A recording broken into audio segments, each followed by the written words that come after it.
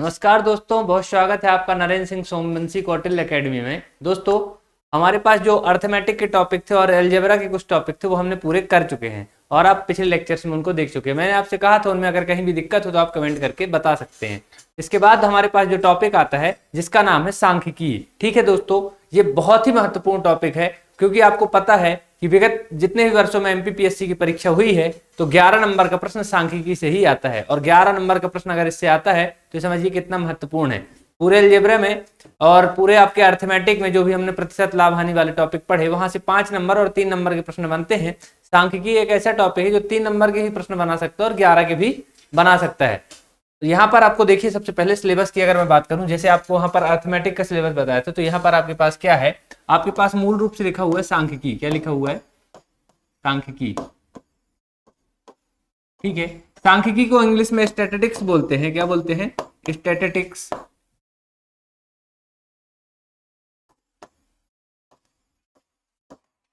Statistics बोलते हैं। तो सांख्यिकी में दोस्तों आपको कई चीजें देखने को मिलेंगी। सबसे पहले आप देखिए यहाँ पर आपको क्या क्या देखने को मिलेगा। ठीक है, तो सांख्यिकी में सबसे पहले आपके टॉपिक में लिखा है क्या? प्रायिकता। प्रायिकता। ठीक है, सबसे पहले प्रायिकता लिखा हुआ है, फिर कॉमा आपका लिखा हुआ है केंद्रीय प्रवृत्ति के माप। केंद्रीय प्रवृत्ति। केंद्रीय प्रवृत्ति में आपका क्या क्या लिखा हुआ है दोस्तों? आपका लिखा हुआ है माध्य, फिर माध्यक, और फिर आपका है बहुलक। ठीक है, ये आपकी 4 चीजें, 3 चीजें यहाँ पर केंद्रीय प्रवृत्ति में दी हुई हैं। इसके बाद आपके पास जो टॉपिक इसमें है सांख्यिकी के अंतर्गत वो है विचरणशीलता की माप। क्या है? विचरणशीलता की माप।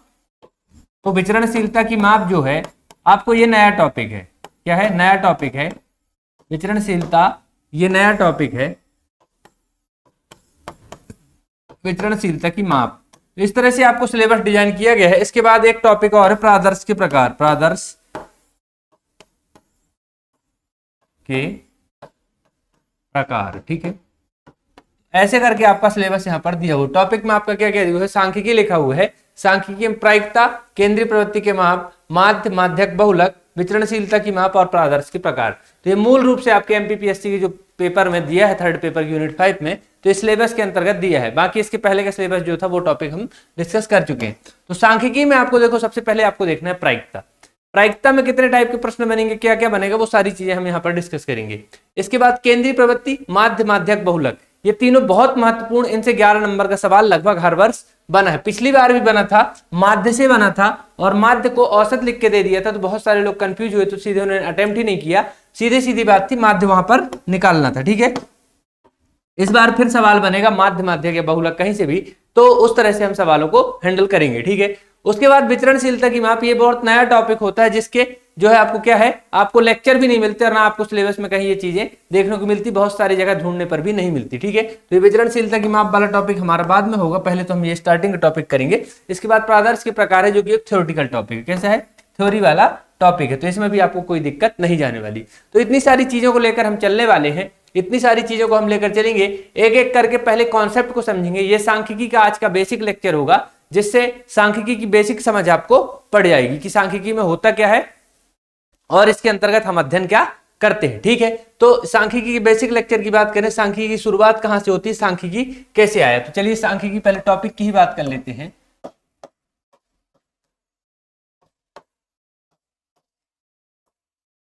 इस टॉपिक में आपको कितनी सारी चीजें देखने को मिलेगी, वो चीजें हम सारी डिस्कस करते हैं और इसका सारा फंडामेंटल अगर आप जान लेते हैं तो मुझे लगता है आपको फिर आगे के सवाल करने में या आगे की चीजों को समझने में कोई दिक्कत नहीं जाएगी, क्योंकि आप पहले जाने कि ये टॉपिक होता क्या है और हमको क्यों पढ़ना और कैसे पढ़ना है। ठीक है, कई लोग पढ़ेंगे, उसके बाद बहुत सारे लोगों को समझाएंगे, बहुत सारे लोगों से डिस्कस करेंगे, तो सारा बेसिक कॉन्सेप्ट आपको पता होना चाहिए। फिर उसके बाद सवाल तो हम बहुत सारे करेंगे ही, जिससे आपको सारी चीजें क्लियर होंगी। तो दोस्तों, अगर सांख्यिकी की मैं बात करूं तो सांख्यिकी की आप जानते हैं, यहां पर सांख्यिकी का मतलब है आंकड़ों और तथ्यों से संबंधित। किससे? आंकड़ों और तथ्यों से संबंधित। अभी हम इसकी क्लियर डेफिनेशन भी पढ़ेंगे, पहले मैं आपको बेसिक बताना चाहता हूं कि ये होता क्या है। ठीक है, आंकड़ों और तथ्यों से संबंधित कोई चीजें होती हैं, आप देखते हैं जनरल लाइफ में भी आप देखते हैं कि आपको क्या होता है, बहुत सारे डाटा आपको देखने मिलते हैं। आप अपने जब जीएस के पेपर पढ़ते हैं तो जन्म मृत्यु समंक भी आप पढ़ते हैं। क्या पढ़ते हैं? जन्म मृत्यु समंक आप पढ़ते हैं, जनगणना पढ़ते हैं, सारी चीजें आप पढ़ते हैं, मातृत्व मृत्यु रेट पढ़ते हैं, बाल मृत्यु दर पढ़ते हैं। ये सब आपके पास आंकड़े होते हैं। इन सब आंकड़ों का ही अध्ययन तो हम सांख्यिकी के अंतर्गत करते हैं। ठीक है, क्या करते हैं? इन सब आंकड़ों का अध्ययन हम सांख्यिकी के अंतर्गत करते हैं। तो सांख्यिकी दोस्तों बहुत पुराने जमाने से चली आई है, कोई नया टॉपिक नहीं है। पर सांख्यिकी का जो आधुनिकीकरण किया, सांख्यिकी जब नए स्वरूप में आई, तो आधुनिक सांख्यिकी के लिए अगर आपको इसका बात की जाए कि ये किसने दी, यहाँ पर किसके देन है ये आधुनिक सांख्यिकी, तो आप एक नाम याद रखेंगे, हमेशा याद रखना इसका नाम। क्या नाम है? सर, इनका नाम है दोस्तों सर रोनाल्ड फिशर। क्या नाम है? Ronald Fisher. Sir Ronald Fisher, इनका नाम आप याद रख लेना। क्या है ये? आधुनिक सांख्यिकी जनक है, आधुनिक सांख्यिकी के जनक है। तो सर रोनाल्ड फिशर का आप नाम याद रखना, आधुनिक सांख्यिकी के जनक है। तो इनका नाम हमेशा याद रखना कि 3 नंबर में आ जाए कि सांख्यिकी क्या होता है, सांख्यिकी जनक कौन है, तो लिख देंगे आप सर रोनाल्ड फिशर है सांख्यिकी के जनक। ठीक है, तो सांख्यिकी जनक के बाद अगर मैं बात करूं, सांख्यिकी के जनक की अगर मैं बात करूं, इसके बाद ये बात हो गई है। अब यहां पर आप देखना कि आपको क्या क्या चीजें देखने को मिल रही हैं सांख्यिकी में। सांख्यिकी में आपको दोस्तों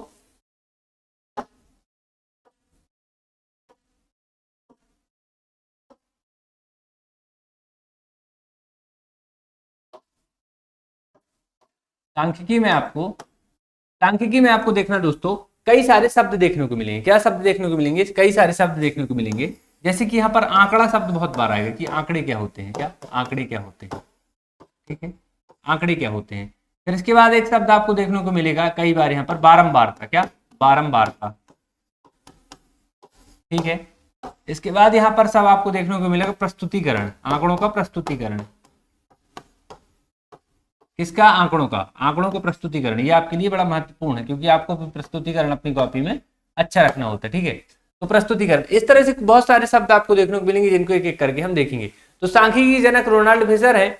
अब आपको इसकी परिभाषा की बात आती है कि सांख्यिकी की परिभाषा, ऑथेंटिक डेफिनेशन हम लिखेंगे क्या। ठीक है, तो अपन को लिखना है इसके लिए कि अर्थपूर्ण सूचनाएं उपलब्ध कराने हेतु, किसके लिए? अर्थपूर्ण सूचनाएं। अर्थपूर्ण सूचनाएं क्या होंगी दोस्तों? आपके पास बहुत सारी दुनिया में सूचना आती हैं, लेकिन वो अर्थपूर्ण सूचना होना चाहिए। जैसे अगर आपके पास न्यूज़पेपर आए और न्यूज़पेपर में कुछ ना लिखा रहे, ना हेडिंग लिखी रहे, ऐसा लिखा रहे 2, 7, 9, 12, 26, तो आप ये नहीं समझ पाएंगे कि इसका अर्थ क्या है। ठीक है, इसका अर्थ क्या है, क्योंकि उसने ना हेडिंग लिखी ना किसी संबंध लिखा। तो जब तक अर्थपूर्ण सूचनाएं ना आ जाए, क्या हो जाए, आप पहले लिखो कि अर्थपूर्ण सूचनाएं उपलब्ध कराने से संबंधित अध्ययन। अर्थपूर्ण सूचनाएं उपलब्ध कराने से संबंधित अध्ययन। कैसी सूचनाएं? अर्थपूर्ण सूचनाएं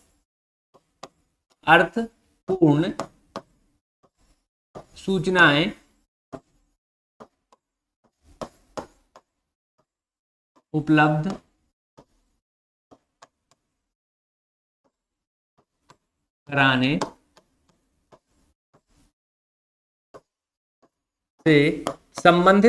से संबंधित अध्ययन, अर्थपूर्ण सूचनाएं उपलब्ध कराने से संबंधित अध्ययन गणित की जिस शाखा में किया जाता है। क्या? गणित की जिस शाखा में किया जाता है, गणित की जिस शाखा में या एक शाखा में किया जाता है, एक शाखा में किया जाता है,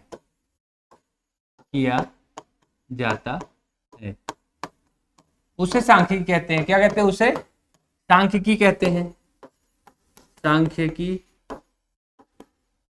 कहते हैं। ठीक है, कहते हैं। तो अर्थपूर्ण सूचनाएं उपलब्ध कराना है आपको। अर्थपूर्ण सूचनाएं क्या हुई आपको? देखो, इसके जनक कौन हो गए? सर रोनाल्ड फिशर हैं। और अर्थपूर्ण सूचनाएं आपको उपलब्ध कराना है, मतलब ऐसी सूचना होनी चाहिए जो सार्थक हो। कैसी हो? जो सार्थक हो, जिनका कोई अर्थ हो। तो ये इसको चलिए समझ लेते हैं, कोई दिक्कत नहीं है। कोई भी डाटा आपको दिया है, वो आपको कैसी सूचना दे? अर्थपूर्ण सूचना दे। जैसे कि मैंने आपको बताया कि कोई क्रिकेट मैच होता है। क्या होता है? कोई क्रिकेट मैच होता है जिसमें आपको सारी चीजें मिल जाती हैं देखने को, कि बल्लेबाज का औसत कितना था, उसका स्ट्राइक रेट कितना था, उसने कितनी गेंद में कितने रन बनाए। ठीक है, ये तो हो गया। इसी तरह अगर जब आप चुनाव के परिणाम देखते हैं तो आपको पता चल जाता है कि किस पार्टी को कितने वोट मिले, कौन कितने वोटों से हारा, तो सारी चीजें आपको पता चलती हैं। ये सारा अध्ययन जो हम करते हैं, ये सारी चीजों का समग्र अध्ययन करते हैं, इससे क्या मिलता है हमको? कुछ अर्थपूर्ण सूचनाएं मिलती हैं। कैसी मिलती हैं? अर्थपूर्ण सूचनाएं। इनका अध्ययन कर रहे हैं हम गणित की एक शाखा में, जिससे हम क्या कह रहे हैं? सांख्यिकी कह रहे हैं। ठीक है, तो सूचनाएं कैसी मिले हमको? अर्थपूर्ण सूचनाएं मिलना चाहिए। ठीक है, तो अर्थपूर्ण सूचनाएं उपलब्ध हो जाएंगी आपको यहाँ पर कोई दिक्कत नहीं होगी। ठीक है, अब इसको देखना आप कि अर्थपूर्ण सूचनाएं आपको क्यों जरूरी है और क्यों उपलब्ध कराई जा रही हैं। आप पहले डेफिनेशन आपको रटना न पड़े, इसलिए चीजों को एक्सप्लेन करके बता रहा हूं। ये एनसीईआरटी की डेफिनेशन है, ये जो डेफिनेशन लिखी हुई है ये एनसीईआरटी की डेफिनेशन है, इसमें कोई दिक्कत नहीं है। इसको तो हम जनरली किस फॉर्म में भी लिख सकते हैं कि हमको क्या करता है? आंकड़ों और तथ्यों का अध्ययन करते हैं, वो भी सांख्यिकी है। तो इस तरह से कई डेफिनेशन, लेकिन ये जो डेफिनेशन यहाँ पर लिख दी, शब्द से लिख दी, तो ये क्या है कि एनसीईआरटी की किताब में ये डेफिनेशन आपको दी हुई है, ये अपने से डेफिनेशन बताई गई नहीं। तो इसको अगर आप लिख देते हैं तो आपको नंबर मिलेंगे 3 में से 3। तो सांख्यिकी की अगर परिभाषा 3 नंबर में आती है तो यही लिखना है आपको। ठीक है, अगर मैं बात करूं कि अर्थपूर्ण सूचनाएं तो आपकी हो गई। ठीक है, किससे संबंधित आपको यहां पर अध्ययन करने को ज्यादातर मिलेगा? तो यहां पर आपको अध्ययन ज्यादातर करने मिलेगा अर्थपूर्ण सूचनाएं। अब देखो, पहले तो सबसे पहले अर्थपूर्ण सूचनाएं कैसी? अर्थपूर्ण सूचनाओं का अध्ययन। अर्थपूर्ण सूचनाओं का अध्ययन कैसा है? अर्थपूर्ण सूचनाओं का अध्ययन। ठीक है, कोई दिक्कत नहीं। सूचनाओं का अध्ययन। ठीक है, आपने कहा अध्ययन, तो सर अध्ययन कैसा? अध्ययन में क्या क्या करना है? अध्ययन में क्या क्या करना है? तो हमारे पास कुछ डाटा होगा, कुछ आंकड़े होंगे, उनको हमको क्या करना है? उनका अध्ययन करना है। तो हम पहले क्या करेंगे? सबसे पहले अध्ययन की शाखा में अगर आप जाओगे तो आपको क्या क्या यहाँ पर करना होगा? तो देखना आपको क्या क्या करना होगा। अध्ययन किस चीज का? तो अध्ययन सबसे पहले आप क्या करोगे? आंकड़ों का क्या करोगे? आंकड़ों का क्या करोगे आप? आंकड़ों का संग्रह करोगे आप। सबसे पहले आंकड़े तो आपको जुटाना पड़ेगा ना दोस्तों। अगर आप आंकड़े जुटाओगे नहीं तो आंकड़ों का अध्ययन कहां से करोगे? सबसे पहले आप आंकड़े कलेक्ट तो करो कि किसने कितने रन बनाए, किसने कितनी बॉलिंग डाली, किसने कितने ओवर फेंके। उसके बाद आप क्या कराओगे? जनता को आप जो है तो सूचना उपलब्ध कराओगे। जैसे जो न्यूज वाले हैं या जो फिर बीसीसीआई वाले हैं, जो कमेंट्री वाले हैं, वो पहले क्या करते हैं? सूचना एकत्रित करते हैं, फिर शॉर्ट फॉर्म में उसको पेपर में दे देते हैं कि रोहित शर्मा का आंकड़ा इतना। अब तुम एवरेज तो निकालते बैठते नहीं हो कि एवरेज कितना आया, आप तो नहीं निकालते बैठते कि इसका स्ट्राइक रेट कितना था, वो आपको बना बनाया आंकड़ा यहाँ पर देते हैं। ठीक है, आंकड़ों को संग्रह करेंगे। संग्रह करने के बाद क्या करेंगे? उसका हम करेंगे प्रस्तुतिकरण। क्या करेंगे? प्रस्तुतिकरण। ठीक है, उसको किस हिसाब से प्रस्तुत करना है? आंकड़ों को ऐसा तो नहीं कि आंकड़े हमारे पास आ गए हैं और हमने बस दे दिए पेपर में। उसको प्रस्तुतिकरण दर्शाना है कि हमको किस रूप में दर्शाना है। यहां पर हम ऐसे दर्शा दें क्या कि यहां पर क्या था कि 2007 में विराट कोहली का प्रदर्शन ऐसा था, 8 में ऐसा हुआ, 9 में ऐसा हुआ, 10 में ऐसा हुआ, 11 हुआ, ऐसा गिरा। फिर इसके बाद यहाँ पर 13, 14, 15 में ऐसा हुआ, फिर इसके बाद ऐसा हुआ, फिर ऐसा हुआ। तो ये क्या है? प्रस्तुतिकरण की अलग अलग विधियां भी हम उन पर चर्चा करेंगे। तो आंकड़ों का क्या है? प्रस्तुतिकरण भी बहुत महत्वपूर्ण है। ठीक है, उसके बाद इसका क्या होता है? इसका विश्लेषण भी आपको करना पड़ेगा, है ना? विश्लेषण करना पड़ेगा। इसके बाद आपको क्या करना पड़ेगा? निर्वचन करना पड़ेगा, है ना?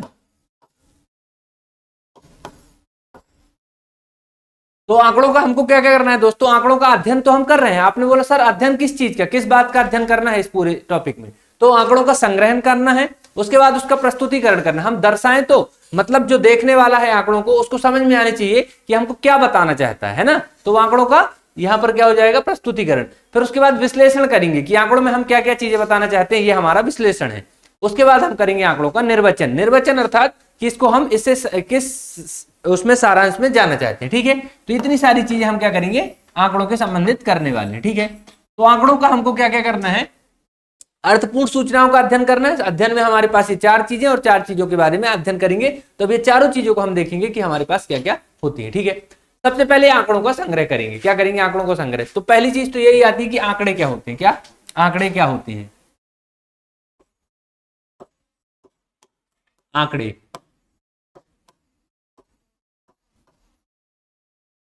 ठीक है, आंकड़े क्या होते हैं? तो ये देख लो आप, आंकड़े क्या होते हैं। तो आंकड़ों के बारे में अगर मैं बात करूं कि आंकड़े क्या होते हैं, तो समझना कि यहां पर आंकड़े आपको क्या होते हैं। आपको आंकड़े कैसे मिलेंगे, कैसे एकत्रित करना है? तो आंकड़े तो बहुत प्रकार के हो सकते हैं, कोई दिक्कत नहीं। लेकिन अगर सांख्यिकी से संबंधित आंकड़ों की अगर हम बात करें तो क्या होते हैं दोस्तों? किसी निश्चित उद्देश्य, कैसा उद्देश्य हो? किसी निश्चित उद्देश्य, किसी निश्चित उद्देश्य से, उद्देश्य हेतु, किसी निश्चित उद्देश्य हेतु, कोई निश्चित उद्देश्य आपके दिमाग में होना चाहिए। ये नहीं कि कुछ भी आंकड़े, आपके दिमाग में कोई निश्चित उद्देश्य होना चाहिए कि आप जनगणना प्रदर्शित करना चाहते हैं, आप क्रिकेट के आंकड़े प्रदर्शित करना चाहते हैं, आप कोरोना वैक्सीन के आंकड़े प्रदर्शित करना चाहते हैं, कोरोना मरीज के, तो आपका एक निश्चित उद्देश्य होना चाहिए। ठीक है, तो अगर आपके दिमाग में एक निश्चित उद्देश्य है तो उससे संबंधित आप क्या करेंगे, तथ्य इकट्ठा करेंगे या जानकारी इकट्ठा करेंगे। ठीक है, क्या करेंगे, तथ्य या जानकारी। तो किसी निश्चित उद्देश्य हेतु तथ्य या जानकारी, तथ्य या जानकारी, जानकारी जो किस फॉर्म में हो सकती है, या तो संख्यात्मक फॉर्म में हो सकती है, संख्यात्मक रूप में हो सकती है, या फिर किस रूप में हो सकती है, किसी अन्य रूप में भी हो सकती है। अब देखो, आपको जैसे यहां पर कोई सा डाटा इकट्ठा करना है तो वो संख्यात्मक रूप में, जैसे आपसे कह दिया कि हमको अपने पूरे जो है मध्य प्रदेश सरकार ने कह दिया कि हमको अपने सारे स्कूलों में ST SC के छात्रों को साइकिल बांटना है। क्या बांटना है, साइकिल बांटना है। तो यहां पर क्या हुआ, ये संख्यात्मक रूप में आपको डाटा मिलेगा। अब कोई अंतरराष्ट्रीय स्तर पर रंग भेद पर डाटा कोई सी जो है NGO कर रहा है जिससे उनको रंग भेद दूर करना है, तो अब वो रंग के आधार पर, तो रंग किस तरह का है, किस तरह की यूनिफॉर्म बांटनी है रंग, तो ये कौन सा डाटा हो जाएगा, कलर के बेस पे। तो यहाँ पर संख्यात्मक नहीं हुआ, ये किसी अन्य रूप में हो गया। ठीक है, मात्रात्मक या गुणात्मक डाटा हो गया। ठीक है, तो तथ्यात्मक जानकारी जो किस रूप में हो सकती है आपको बताया मैंने, संख्यात्मक, संख्या या अन्य रूप में हो सकती है, अन्य रूप हो सकती है। ठीक है, तो क्या कह दिया अपन ने कि किसी निश्चित उद्देश्य हेतु तथ्य या जानकारी जो संख्या या अन्य रूप में हो सकती है वो क्या कहलाते हैं, आंकड़े कहलाते हैं। ठीक है, तो कोई भी आपका निश्चित उद्देश्य हो सकता है कि हम किस उद्देश्य से यहाँ पर पढ़ाई कर रहे हैं, उस उद्देश्य से हमारे पास क्या हो जाना चाहिए, कि हमारे पास सारी किताबें हो जानी चाहिए। अब सारी किताबें हमारे पास हो गई तो दो रूप में हो गई, एक तो गिनती के रूप में हो गई कि हमारे पास 20 किताबें हो गई, और एक यहाँ पर दूसरे रूप में क्या हो गई कि उसकी क्वालिटी के रूप में हो गई कि ये हिस्ट्री की किताब ये वाली अच्छी थी, ये वाली अच्छी थी, ये वाली अच्छी थी, तो हमारे पास वो क्वालिटी के रूप में हो गई। तो किसी अन्य रूप में भी हो सकता है, संख्या के रूप में तो आपके पास हो गई कि हिस्ट्री की 10 किताबें आपने रख ली, और वो क्वालिटी के रूप में भी आपके पास हो गई कि विभिन्न प्रकार की। तो आप समझ गए यहाँ पर आंकड़े क्या है, किसी निश्चित उद्देश्य की प्राप्ति हेतु जो है तो तथ्यों या जानकारियों का जो समावेश किया जाता है, तथ्यों या जानकारियों का जो समावेश किया जा सकता है, जो संख्या के रूप में हो सकते हैं या किसी अन्य रूप में भी हो सकते हैं। ठीक है, तो ये हो गया आपका। अब चलिए चलते हैं आगे, क्या करते हैं, आगे चलते हैं। तो आंकड़े दो हैं दोस्तों, आपको यहाँ पर दो प्रकार के मिल जाएंगे। कैसे मिल जाएंगे आंकड़े, दो प्रकार के आंकड़े मिल जाएंगे। तो आंकड़ों के प्रकार आपको मिल जाएंगे दो। आंकड़े यहाँ पर कई प्रकार के हो सकते हैं, लेकिन मूलतः हम दो प्रकार के पढ़ते हैं। आंकड़े दो प्रकार के है ना, दो प्रकार से, हम तो दो प्रकार से अगर डिवाइड करें तो पहला दोस्तों आपको होता है प्राथमिक आंकड़े। क्या होते हैं, प्राथमिक आंकड़े। प्राथमिक आंकड़े अगर आपकी बात करूं, प्राथमिक आंकड़ों की, ठीक है, प्राथमिक आंकड़े, और फिर आएंगे आपके द्वितीयक आंकड़े। क्या कहलाएंगे, द्वितीयक आंकड़े, द्वितीयक आंकड़े। ठीक है, प्राथमिक आंकड़े क्या है और द्वितीयक आंकड़े क्या है। तो प्राथमिक आंकड़े क्या होते हैं दोस्तों, इसकी डेफिनेशन अगर आपको लिखनी हो तो आप ऐसे लिखोगे कि जब अन्वेषक स्वयं जाकर, क्या, जब अन्वेषक स्वयं जाकर किसी निश्चित उद्देश्य के लिए आंकड़े एकत्रित कर लेता है तो वो आंकड़े कैसे कहलाएंगे, प्राथमिक आंकड़े कहलाएंगे। इसको समझना, अन्वेषक यानी कि मैं हूं प्रेक्षक या अन्वेषक, जिसको आप बोल सकते हैं, आप कोई भी हो सकते हैं, आप हो सकते हैं, मैं हो सकता हूं, कोई भी हो सकता है। अब वो सीधे जाके आंकड़े जब एकत्रित कर ले, जैसे क्लास में गया और उसने कहा कि ये बताओ कितने परिवारों के पिताजी सरकारी नौकरी में है, तो बच्चों ने हाथ उठा दिया। क्या कर दिया, हाथ उठा दिया, तो वो सीधे प्राथमिक आंकड़े, उसने डायरेक्ट जाके एकत्रित कर लिए, उसने बाहर से कहीं कुछ उठाने की जरूरत नहीं पड़ी। तो ये क्या कैसे आंकड़े कहलाते हैं, प्राथमिक आंकड़े। तो जो जाके प्रत्यक्ष अन्वेषक या प्रेक्षक जाके सीधे आंकड़े एकत्रित करे तो वो क्या कहलाएंगे, प्राथमिक आंकड़े कहलाएंगे। ठीक है, तो अन्वेषक जहां प्रत्यक्ष रूप से स्वयं जाए, कौन जाए, अन्वेषक या प्रेक्षक स्वयं जाकर एकत्रित कर ले, प्रेक्षक प्रत्यक्ष रूप से जिनको कर ले, है ना, प्रत्यक्ष रूप से स्वयं कर ले, क्या कर ले, स्वयं एकत्रित करे, स्वयं, सॉरी ये स्वयं की बिंदी,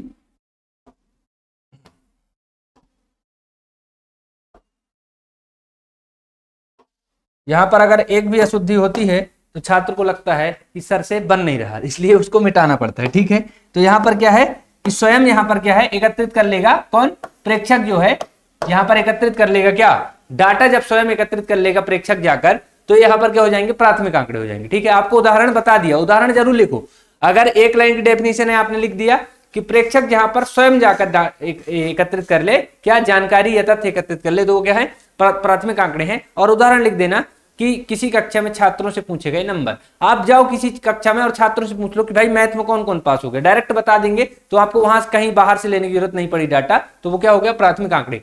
लेकिन बच्चे के पास जो अंक सूची गई, बच्चे के पास जो अंक सूची गई उसमें प्रतिशत लिखा है, ग्रेड लिखा है, तो वो द्वितीयक आंकड़े, क्या है, द्वितीयक आंकड़े गए। क्योंकि क्या हुआ, वहां पर बच्चा स्वयं जाकर आपको एक एक चीज के नंबर नहीं देखा ना पूछा उसको, तो वहां पर बने बनाए आंकड़े मिल गए। तो जब बने बनाए आंकड़े मिल जाए तो उनको बोला जाता है द्वितीयक आंकड़े। कैसे बोला जाता है, द्वितीयक आंकड़े। तो इसकी परिभाषा क्या होगी, जब कहीं पर उपलब्ध जो है प्रेक्षणों से कोई जानकारी इकट्ठा कर ली जाए, उपलब्ध प्रेक्षणों से, है ना, कहीं पर उपलब्ध डाटा, उपलब्ध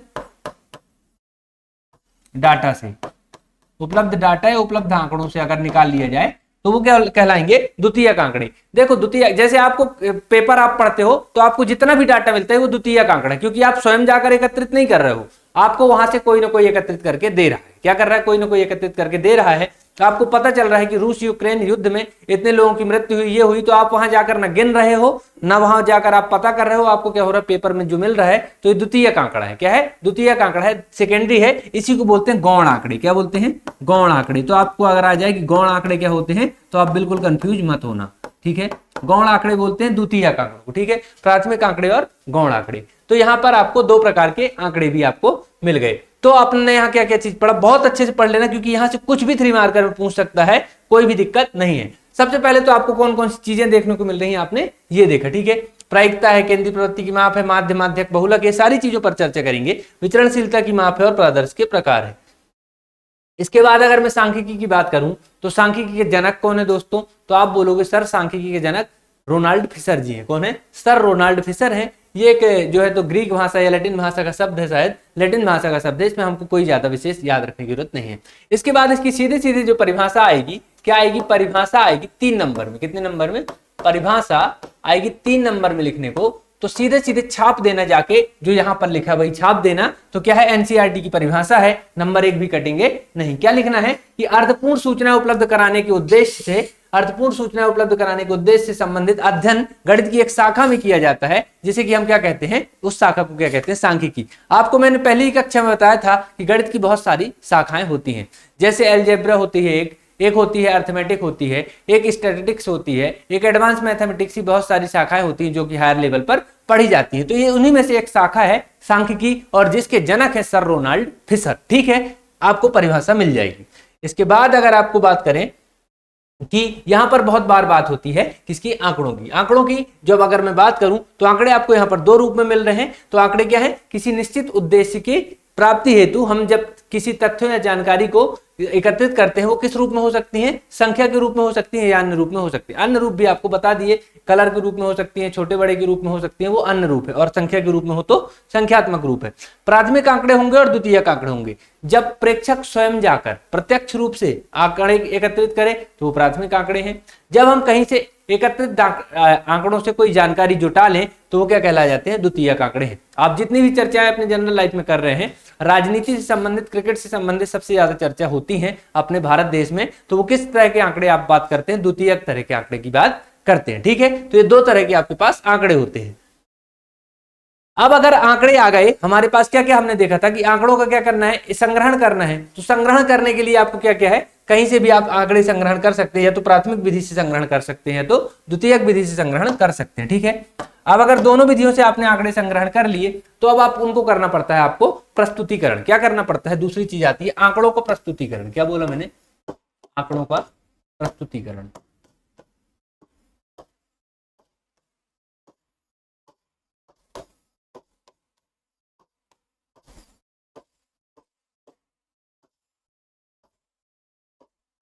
ये लेक्चर थोड़ा सा थ्योरेटिकल होगा, लेकिन आपको ये मानिए कि बहुत सारी चीजें इसमें बहुत जीवन भर काम आने वाली हैं। क्योंकि आपको क्या है, जितने भी प्रशासनिक फील्ड में भी आप चले जाओगे तो यही चीजें आपको काम आती हैं कि आपको प्रस्तुतिकरण करना कैसे है। अरे आपको अपनी कॉपी में कैसे प्रस्तुतिकरण करना है, आपको यह भी समझ होनी चाहिए कि आपको अगर 3 नंबर के एक पेज में 4 सवाल दिए हुए हैं, क्या दिए हुए हैं, 3 नंबर के 4 क्वेश्चन दिए हुए, चाहे वो किसी भी सब्जेक्ट के हों, तो यहाँ पर पहला, यहाँ पर दूसरा, यहाँ पर तीसरा और यहाँ पर चौथा, तो आपको प्रस्तुतिकरण उसमें कैसे करना है, कैसे कैसे आपको डिजाइन डालनी है। आप लोग क्या करते हो जनरली, पहला क्वेश्चन को कर दिया 1 2 3 पॉइंट में, फिर कर दिया 1 2 और 3 पॉइंट में, फिर कर दिया 1 2 और 3 पॉइंट में, ठीक है।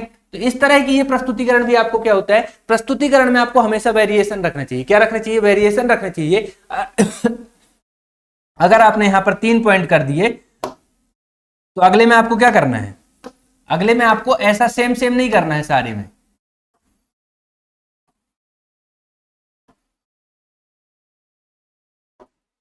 अगले में आपको क्या करना है, यहां पर आपको फिर ऐसे कुछ बना देना है, एरो 3, क्या करना है, 3 एरो बना देना है। फिर अगले में आपको क्या करना है, कुछ अगर परिभाषा के रूप में तो सीधे डेफिनेशन के रूप में आप लिख दो।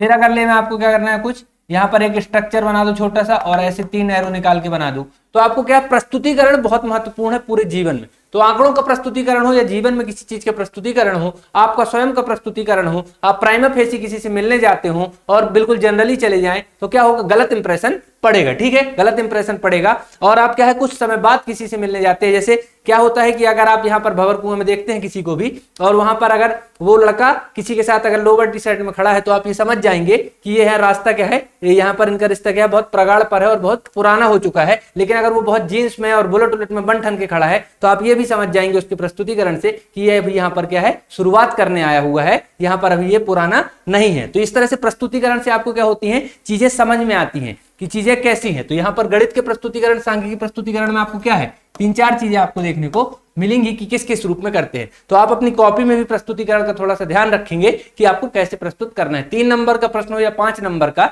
उसको अलग अलग स्ट्रक्चर में दिखाएं। हर बार नहीं कि 3-5 पॉइंट लिख रहे हैं, 1 2 3 4 5, फिर अगले क्वेश्चन में 1 2 3 4 5।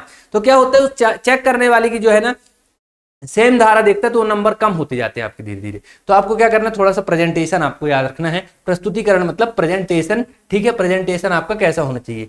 तो जब आपके पास आंकड़े हैं, मैं कहता हूं आपके पास आंकड़े आ गए, सांख्यिकी के अंतर्गत सारे आंकड़े आ गए, आपको किसी ने बता दिया कि आपको यहाँ पर इतने सारे बच्चे गणित में पास हो रहे हैं, इतने सारे बच्चे इसमें पास हो रहे हैं, तो अब आपको क्या करना होता है दोस्तों, कि उनको प्रस्तुत करना होता है। इनको प्रस्तुत करने की बहुत सारी हो जाती हैं, क्या विधियां, बहुत सारी विधियां हो जाती हैं। तो सबसे पहले एक विधि होती है दंड आलेख। क्या होती है, दंड आलेख।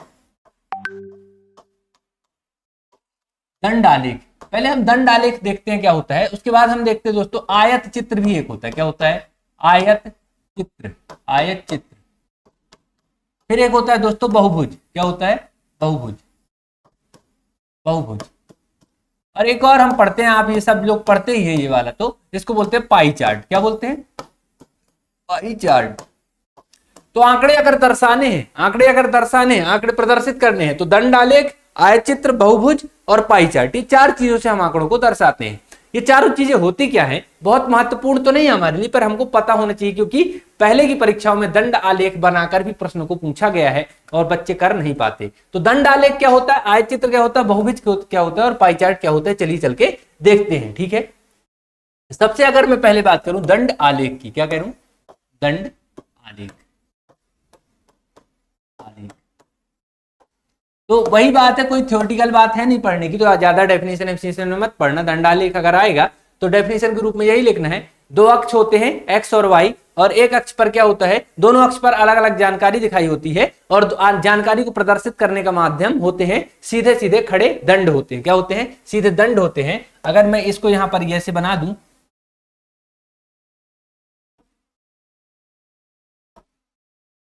ये आपका बना दिया, ठीक है, ये आपका बना रहे हैं अपन दंड आलेख। और यहां पर अगर मैं ऐसे प्रदर्शित करता हूं कोई चीज को, ठीक है, समझना, ये प्रदर्शित कर रहा हूं,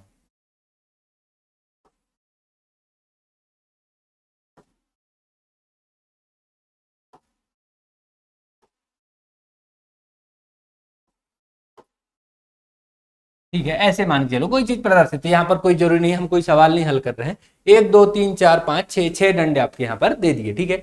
अब यहाँ पर आपको लिख दिया है क्या, यहाँ पर आपको लिख दिया 0, क्या लिख दिया यहाँ पर 0, और यहाँ पर लिख दिया आपको, यहाँ पर लिख दिया आपको, मान चलिए आपको लिख दिया कि 0 से 5, यहाँ पर आप लिख दिया 5 6 से 10, यहाँ पर आपको लिख दिया 11 से 15, यहाँ पर आपको लिख दिया 16 से 20, ठीक है, यहाँ पर लिख दिया 20 प्लस, ठीक है। 20 प्लस जो भी है यहाँ पर आएगा। अब यहाँ पर आपको ये दर्शा दिया और यहाँ पर आपको दर्शा दिया कि यहाँ पर क्या दर्शा दिया कि 1 से 4 फिर 5 से 9 फिर 10 से 14 फिर 15 से 20, ऐसा कुछ आपको यहाँ पर दे दिया। ठीक है, अब आपको यहाँ प्रस्तुतिकरण देखना, आंकड़ों को वो कैसे प्रस्तुत करना चाहता है। आपको एक बार चीज समझ में आ जाएगी, एक बार में चीज समझ में आ जाएगी। अब आपको वो दे रहा है क्या, ये रन दे रहा है, क्या दे रहा है, किसी भी मैच के आपको रन दे रहा है, क्या दे रहा है, रन दे रहा है। यहां पर आपको ये ओवर यहां पर कवर किए गए। ठीक है, ठीक है। अब यहां पर क्या कहना चाहता है कि 1 से 4 ओवर के बीच में कितने रन बने, तो ये यहां पर 16 से 20 रन के बीच में 1 से 4 ओवर के बीच में बने। तो यहां पर आपको सीधे सीधे देख के ही समझ में आ जाता है दंडालेख में कि यहां पर प्रस्तुतिकरण कितना आसान हो गया। देखो अब वहां पर अगर वो बार बार लिखता कि 4 ओवर में बने 20 रन फिर इतने बने, वो प्रस्तुतिकरण से अच्छा है कि ये प्रस्तुतिकरण आपको दर्शाया। अब आपको झट से पूछेगा यार कि सबसे ज्यादा कम रन कहां से बने, तो बोलना यार डेथ ओवर में बने, सबसे कम रन 15 से 20 ओवर में बने। तो ये क्या है, प्रस्तुतिकरण की ही एक तो विधि है। दंडालेख के माध्यम से आपको क्या समझा देता है कि यहाँ पर क्या चीज कितनी फ्लक्चुएट हो रही है। आपसे पूछेगा सबसे ज्यादा रन कहां बने, तो आपको यहां पर कहीं पढ़ने वढ़ने की जरूरत नहीं है, आप बोलोगे सर शुरुआत में बने, पावर प्ले में बने 1 से 4 ओवर में। तो ये दंडालेख एक मेथड होती है जिससे क्या करते हैं हम प्रस्तुतिकरण करते हैं आंकड़ों का। ठीक है, तो यहाँ पर ये 16 से 20 रन बन रहे हैं, तो ये सबसे ज्यादा है यहाँ पर। तो इस तरह से ये दंडालेख से क्या करते हैं, प्रेजेंटेशन करते हैं, प्रस्तुतिकरण करते हैं। इसमें क्या होते हैं, सीधे खड़े दंड होते हैं और 2 अक्ष होते हैं और दोनों अक्षों में अलग अलग जानकारी दर्शाई हुई होती है। क्या है, अलग अलग जानकारी। जैसे इस वाले अक्ष में क्या दर्शाई गई है, यहाँ पर ओवर दर्शाए गए हैं, क्या ओवर दर्शाए गए हैं। यहाँ पर क्या दर्शा दिया गया है, यहाँ पर दर्शा दिया गया आपके रन, क्या दर्शा दिए गए आपके रन। तो ये 2 अक्ष होते हैं और दोनों में अलग अलग जानकारी दर्शाता है। तो ये छोटी छोटी बातें हैं आपको क्या है जो दंडालेख के बारे में आप समझ गए। ठीक है, इसके बाद प्रस्तुतिकरण ऐसे कर सकते हो। ये देखो एक उदाहरण बताया मैंने आपको, आप हर चीज का प्रस्तुतिकरण ऐसे कर सकते हो। आप कैसे कर सकते हो, जैसे आपके मेंस में नंबर आए, क्या आ रहे मेंस में नंबर, तो पहला पेपर, दूसरा पेपर, तीसरा पेपर, चौथा पेपर, 5वां पेपर और 6वां पेपर, ये आपने दर्शा लिया। ठीक है, अब आपने यहां दर्शा लिए नंबर परसेंट में, क्या दर्शा लिए नंबर परसेंट में। जैसे यहां पर आपने दर्शा लिया कि 20% नंबर, यहां पर आपने दर्शा लिए 40%, यहां पर 60% और यहां पर 80%। इससे ज्यादा तो मेंस में कभी किसी के आते भी नहीं है। ठीक है, 80% भी नहीं आते। फिर आपने यहां पर दर्शा लिया कि पहले पेपर में आपके नंबर कितने आ रहे हैं, तो इतने आ रहे हैं। दूसरे पेपर में आपके नंबर कितने आ रहे हैं, तो इतने आ रहे हैं। तीसरे पेपर में आपके नंबर कितने आ रहे हैं, तो इतने आ रहे हैं। चौथे पेपर में आपके नंबर इतने आ रहे हैं। 5वें में और इतने आ रहे हैं और 6वें में इतने आ रहे हैं। तो अब आपको देख के बता देना होता है कि आपको किस पेपर में सबसे ज्यादा नंबर आ रहे हैं। तो आप बता दो सर 5वें पेपर में हमारे सबसे ज्यादा नंबर आ रहे हैं। ठीक है, तो इस तरह से क्या हर चीज का, कोविड वैक्सीन का दर्शा सकते हो, एक जगह राज्य लिख दो, एक जगह लिख दो परसेंट, फिर उसके बाद आप दर्शा सकते हो। तो क्या हो जाता है, आंकड़ों को प्रस्तुतिकरण आसान हो जाता है। यही चीज आपको बताना चाहता हूं, ये चीज आपको हर जगह काम आएगी। आप कहीं पे भी कुछ भी करेंगे, एक अच्छे प्रशासनिक अधिकारी बनकर अगर आप अपने डाटा को इस तरह भी प्रेजेंट करते हैं तो आपको क्या होगा, फायदा होगा और लोगों को क्या होता है, समझने में आसानी होती है। हम सांख्यिकी का अध्ययन क्यों करते हैं, ताकि वहां पर समझने में आसानी हो जाए, लोगों को डाटा को समझने में आसानी हो जाए। ठीक है, इसके बाद आता है आयत चित्र। क्या आता है, सेकेंडरी आता है आयत चित्र। आयत चित्र सेम काम है, दोनों का सेम काम है, कोई अलग से बताने की जरूरत नहीं, पर 1 मिनट में आपको बता देते हैं। ठीक है, आयत चित्र क्या होता है दोस्तों,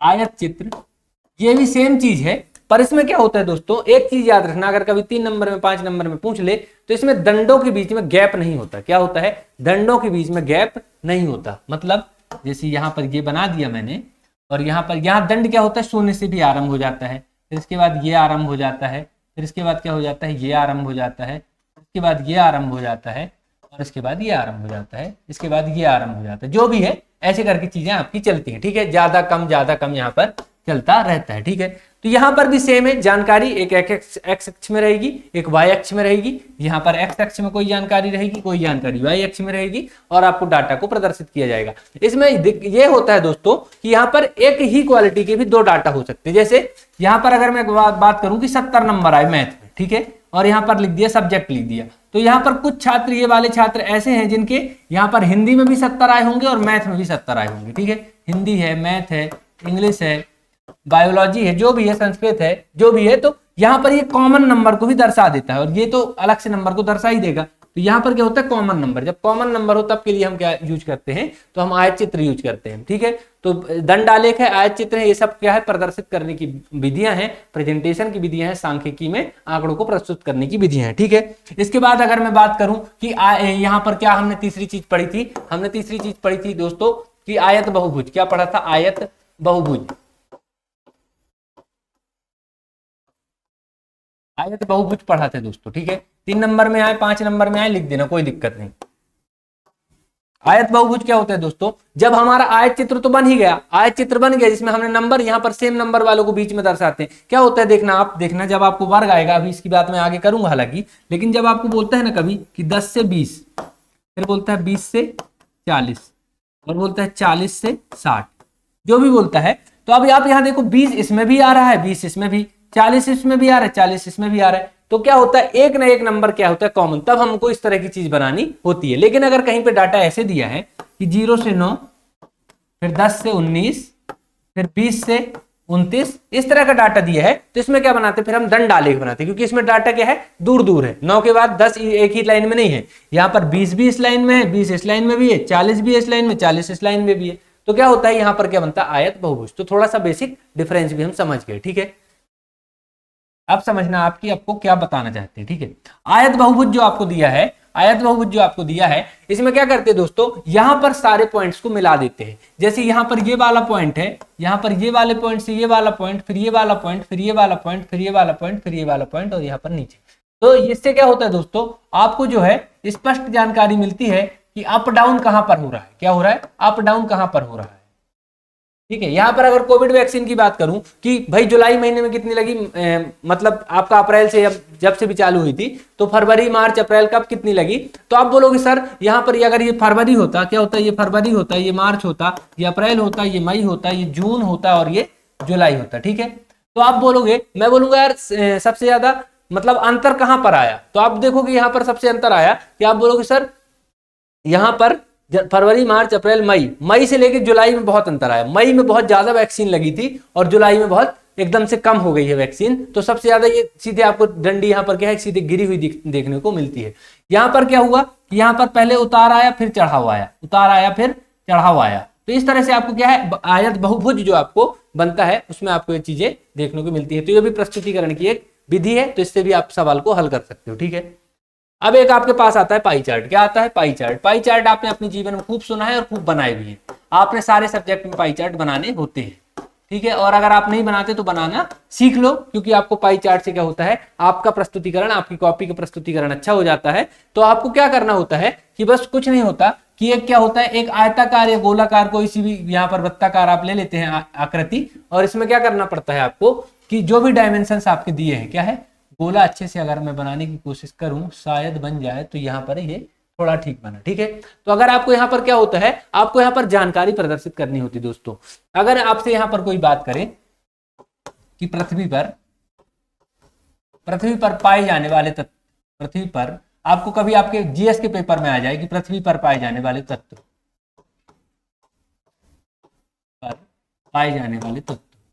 ठीक है,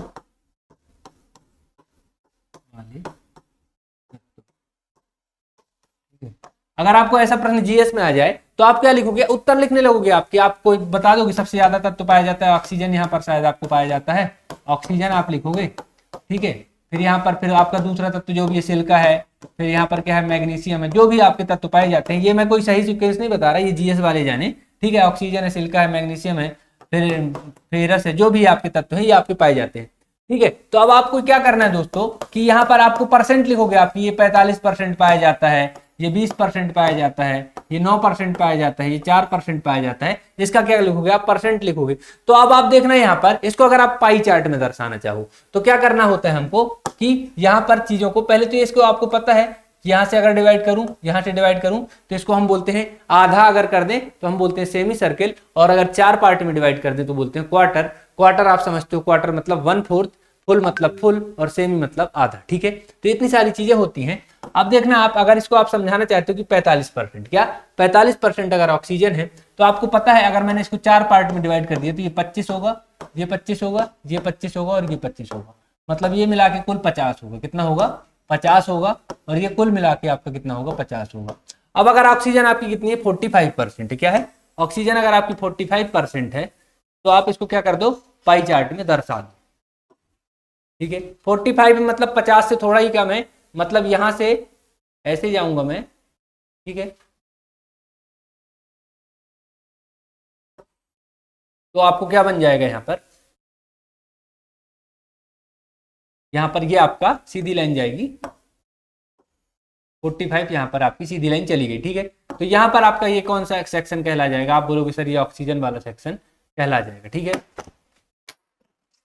ऑक्सीजन वाला सेक्शन आपका कहला जाएगा, ठीक है। तो ये ऑक्सीजन वाला, फिर आपको कौन सा आया यहाँ पर सिलिका वाला, तो ये 20% है, मतलब 25 से थोड़ा कम, 25 के लिए सीधी लाइन खींचता तो 25 से थोड़ा कम, तो ये आपका 25 वाला सेक्शन कहला जाएगा।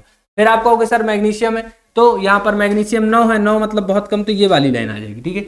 बाकी के तत्व छोटे छोटे बहुत सारे तत्व आपके यहाँ पर पाए जाते हैं। तो इस तरह से क्या होता है आपका क्लियर समझ में आ जाता है कि जो सबसे बड़ा भाग होगा वही सबसे बड़ी मात्रा होगी। तो यहाँ पर क्या है O2 हो गया, ठीक है। तो अगर आपसे कोई पूछेगा कि सबसे ज्यादा तत्व कौन सा पाया जाता है तो ऑक्सीजन पाया जाता है, तो आप यहाँ पर ये बताने का सारा आप कॉन्सेप्ट समझो कि मैं आपको जो 4 चीजें बता रहा हूँ कि दंड आलेख बता रहा हूँ, आयत चित्र बता रहा हूँ, बहुभुज बता रहा हूँ और पाई चार्ट बता रहा हूँ, इनको बताने का हमारा एक ही उद्देश्य है कि आपका प्रस्तुतिकरण आंकड़ों को कैसा होगा। यहाँ पर सारी बातें आंकड़ों की हैं। यहाँ पर ये चीजें जो मैं आपको बता रहा हूँ, भले ये जीएस का पोर्शन हो या बता रहा हूँ, ये आपको मैथ के पेपर में इसी प्रकार से आ जाएगा कि यहाँ पर पृथ्वी पर या वायुमंडल में कोई सी गैस इतनी पाई जाती है या कोई सा खनिज इतना पाया जाता है, तो आपको बताना है कि सबसे ज्यादा खनिज किस मात्रा कौन सी चीज का पाया जाता है। तो इस तरह से आपको क्या है सारी चीजें आपको यहाँ पर करनी है। तो ये प्रस्तुतिकरण की आपको विधियां समझ में आ गई। पाई चार्ट से हम क्या करते हैं, इसमें प्रत्यक्ष दर्शन किसी आयत के रूप में भी कर सकते हो, आयत के रूप में कर सकते हो, ऐसे ऐसे करके ऐसे ऐसे करके।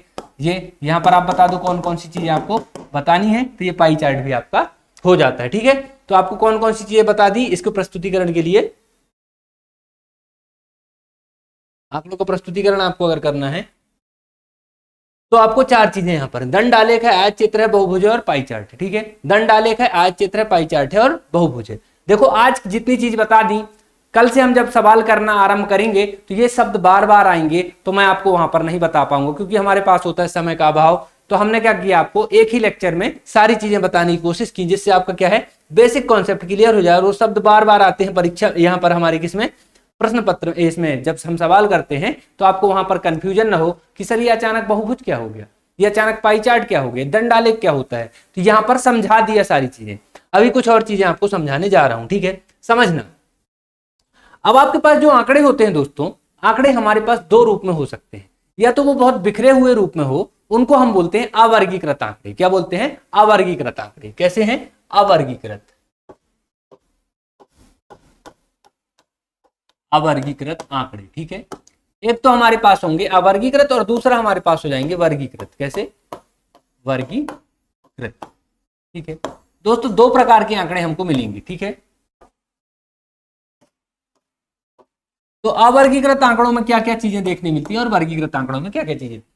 जब आपके पास आंकड़े विच्छिन्न फॉर्म में हो, छिन्न भिन्न फॉर्म में दिए हो, जिनका कोई सीक्वेंस ना दिया हो, जो कोई एक किसी डिजाइन फॉर्म में ना दिए हो, किसी अनुरूप में ना दिए हो, तो वो क्या कहलाते हैं, अवर्गीकृत। जैसे आपको अगर दे दे कहीं 6 5 4 9 7 2 1 5 12 7 11 9 19 22 26 29 12 2 5 7 6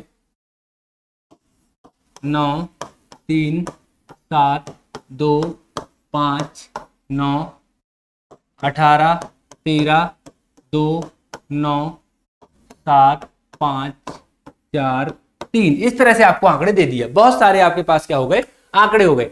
अब ये ना तो व्यवस्थित आंकड़े हैं, ना तो इनको ढंग से जमा के दिए। ये दिया होगा प्रश्न में आपको कुछ ना कुछ दे देगा कि किसी कक्षा में आपको क्या है कि आप यहाँ पर क्या है, मैथ में से प्राप्तांक अंक है या इंग्लिश में से प्राप्तांक अंक है।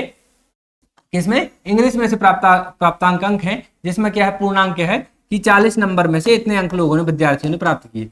40 में से प्राप्त करने वाले इतने विद्यार्थी हैं जिन्होंने ये प्राप्त किए। तो आपको यहाँ पर बहुत सारी चीजें फिर पूछेगा कि माध्य बताइए, माध्य को बताइए, जो भी पूछेगा वो तो अभी हम आगे पढ़ने वाले हैं। पर आंकड़े आपको इस रूप में दिया, क्या किया, आंकड़े आपको इस रूप में दिया। अब आप परेशान कि ये आंकड़े किस रूप में दिया है, तो ये अवर्गीकृत आंकड़े, क्या कोई वर्ग नहीं बनाया। चाहता तो एक वर्ग बना देता और बताता कि 6 नंबर पाने वाले विद्यार्थी कितने, 5 नंबर पाने वाले विद्यार्थी कितने, 18 नंबर पाने वाले विद्यार्थी कितने, तो वो कैसे हो जाते, फिर वो वर्गीकृत आंकड़े हो जाते। कैसे हो जाते, वो वर्गीकृत आंकड़े हो जाते। तो वर्गीकृत आंकड़े जब कोई वर्ग में हमको आंसर दे दे और अवर्गीकृत आंकड़े जब ऐसे दे दे तो ये क्या कहलाते हैं, अवर्गीकृत आंकड़े। अवर्गीकृत आंकड़ों में एक चीज होती है दोस्तों जिसको हम बोलते हैं बारंबारता। क्या बोलते हैं, बारंबारता। अभी हम बारंबारता बंटन सारणी भी देख लेंगे, हालांकि वो महत्वपूर्ण है, पर बारंबारता 3 नंबर में आ जाए, बारंबारता, बारंबारता, ठीक है। एक शब्द आएगा बारंबारता 3 नंबर में आ जाए, या फिर हमारे सवालों में भी कई बार आएगा। वो पूछे या ना पूछे, मैं तो आपसे बार बार पूछूंगा कि बारंबारता होती क्या है। तो बारंबारता बताना, कोई भी प्रविष्टि, याद रखना, कोई भी प्रविष्टि आंकड़ों में जितनी बार आती है वह उसकी बारंबारता कहलाती है। क्या है, सीधी सीधी डेफिनेशन है, कोई प्रविष्टि, कोई प्रविष्टि आंकड़ों में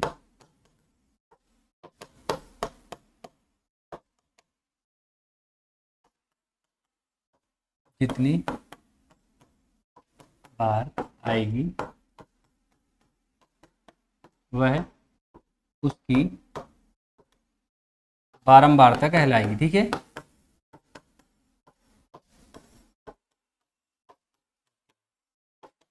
ठीक है। तो यहां पर क्या है, कोई प्रविष्टि आंकड़ों में जितनी बार आएगी वह उसकी बारंबारता कहलाएगी। जैसे इस प्रविष्टि में बोलूं कि 2 की बारंबारता कितनी है, तो 2 कितनी बार आया है, एक तो यहां पर आप देखना 2 कितनी बार आया है, तो एक ये आया है 2, एक ये आया है, एक बार और आया है, फिर एक बार और आया है, एक बार और आया है, तो 2 यहां पर 4 बार आया है। कितने बार आया है, 4 बार आया है। तो 2 की प्रविष्टि कितनी, 4 बार हुई है, तो 2 की बारंबारता कितनी, 4। तो 2 कितनी बार आया, 4 बार। तो 2 लिखते हैं यहां पर, और बारंबारता को दर्शाने के लिए ऐसे खड़ी लाइन 1 2 3 4, ठीक है। तो 2 लिख के यहां पर 4 लाइन दर्शा दिया। तो 2 की बारंबारता कितनी है, 4 है, तो 2 4 बार आया है। तो यहां पर क्या हो जाता है, कोई प्रविष्टि, कोई प्रविष्टि मतलब कोई सा अंक, प्रविष्टि अच्छे शब्द हो जाते हैं। तो कोई सा भी प्रविष्टि आंकड़ों में जितनी बार आता है तो वह उसकी बारंबारता कहलाता है। जैसे यहाँ पर आपको बता दिया 2 कितनी बार आया, 4 बार आया, तो 2 की बारंबारता 4 हो गई। तो इस तरह से ये बारंबारता की परिभाषा आएगी। तो आप लिख देंगे, मुझे लगता है आप ये सब सारी चीजें बता देंगे कि अवर्गीकृत आंकड़े क्या होते हैं। अवर्गीकृत आंकड़े और वर्गीकृत आंकड़ों की अगर हम बात करें, वर्गीकृत आंकड़े क्या है, वर्गीकृत आंकड़े, दूसरा है आपका वर्गीकृत आंकड़े, क्या है, वर्गीकृत आंकड़े।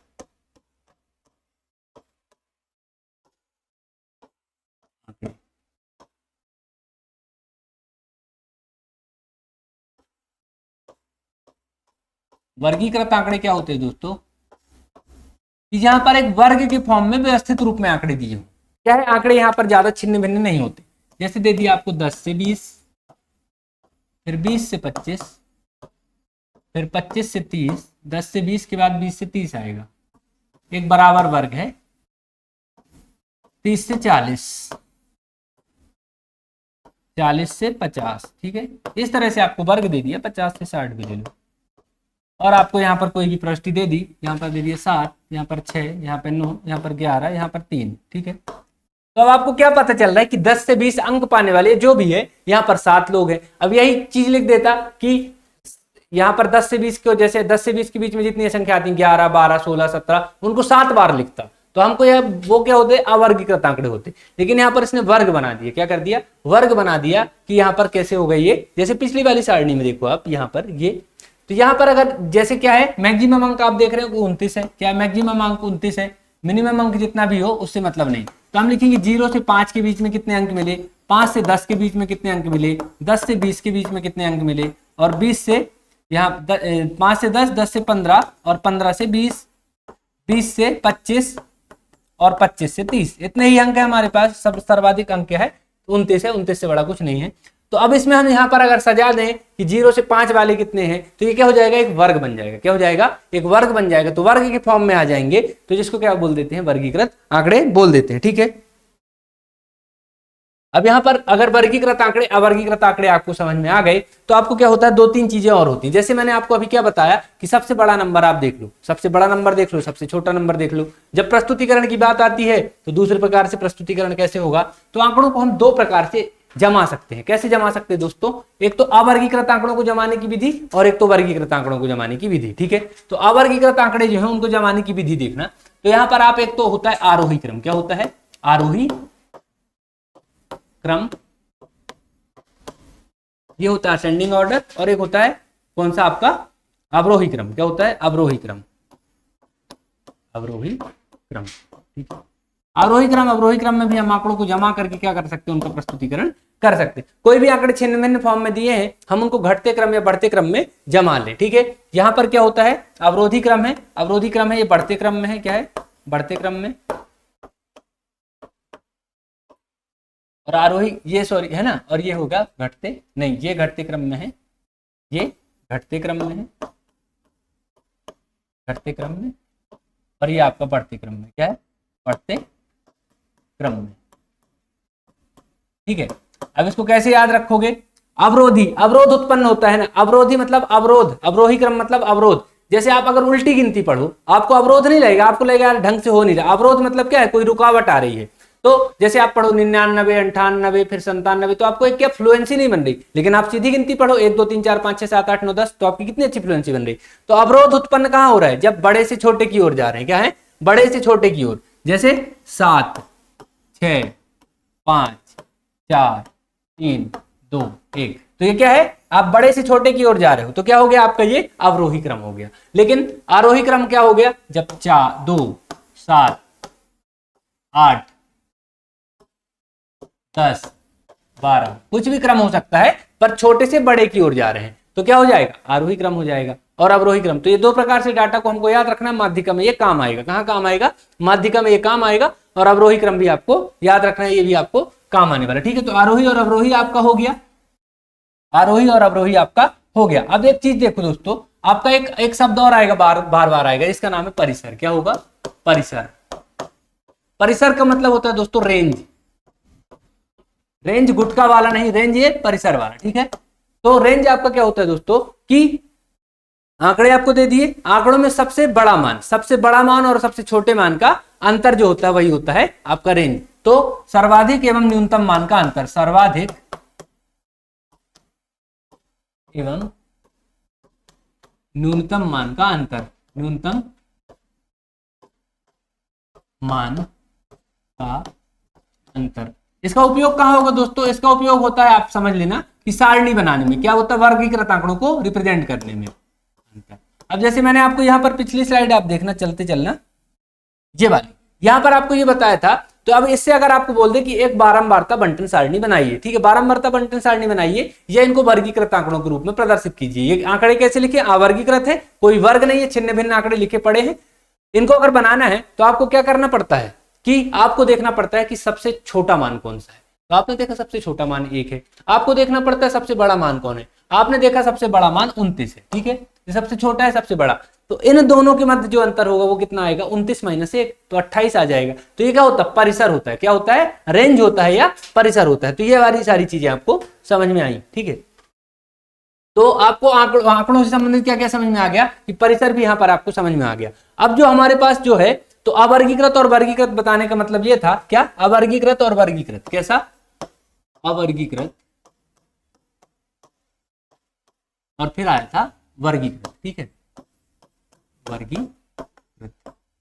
ये दो प्रकार के आंकड़े जब हमको पढ़ना है, तो हमारे पास दोनों प्रकार के आंकड़ों में क्या क्या मिलेगा? देखो ना, जो हमारे पास अब हम प्रायिकता से शुरुआत नहीं कर रहे हैं, हम सांख्यिकी के अंतर्गत माध्य, माध्यक और बहुलक से शुरुआत कर रहे हैं। हालांकि आज नहीं करेंगे, अगले लेक्चर में करेंगे, पर आप समझना कि माध्य, माध्यक और बहुलक अवर्गीकृत आंकड़ों के लिए अलग होंगे। क्या होंगे? माध्य,